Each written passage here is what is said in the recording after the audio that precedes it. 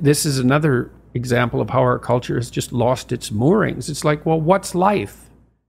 Well, you have a job or a career, and hopefully you're productive and you contribute something to the community, and you provide yourself and your family with the necessities of life. That's a quarter of your life, or a third of it, something like that.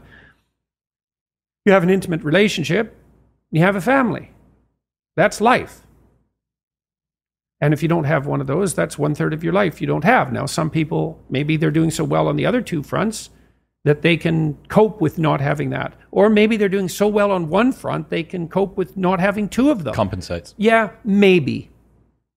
It's pretty hard, because if you want to have a great career, it's hard to do that if you're alone and without a family, right? I mean, the people that I've seen who've been best situated in their life, all things considered, even in relationship to their career, have a pretty solid monogamous relationship that stabilizes them. And then they have a family that also stabilizes them and broadens out their life.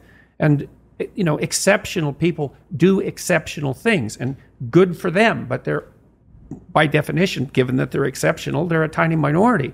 This is always the argument between conservatives and liberals, right? Because the liberal types, they're more tilted sometimes towards, what would you call it? Compassion or appreciation for the exceptional. And fair enough, the exceptional is necessary, but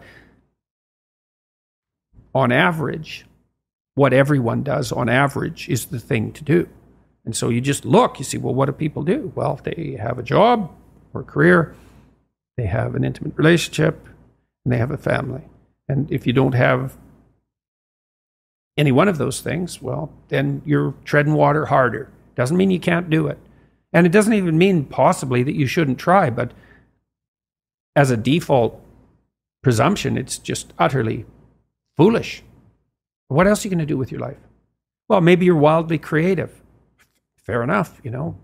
That's extraordinarily rare as well, subject to the power law problem in any case, which is, even if you're hyper creative, the probability that you're going to be successful at that economically is extremely, extremely tiny, to the point where it's almost non-existent. It's so difficult. Now, it does happen, and you can have spectacular success if you become successful. But wasn't it that did you say last night, of the 100,000 most recently printed books, only 1,000 have sold more than 1 million? Yeah, it's something like that. It's something like Power law's all the way down. Yeah, everywhere.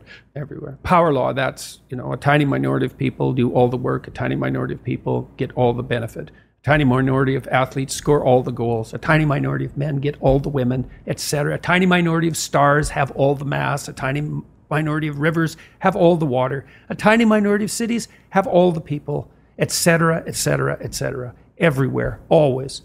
You know, and we're so clueless in our culture that we blame that on capitalism. It's like, how does that account for the mass of stars, people?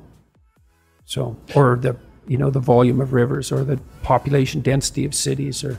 What's happening, people? If you enjoyed that, then press here for the full, unedited episode. And don't forget to subscribe. Peace.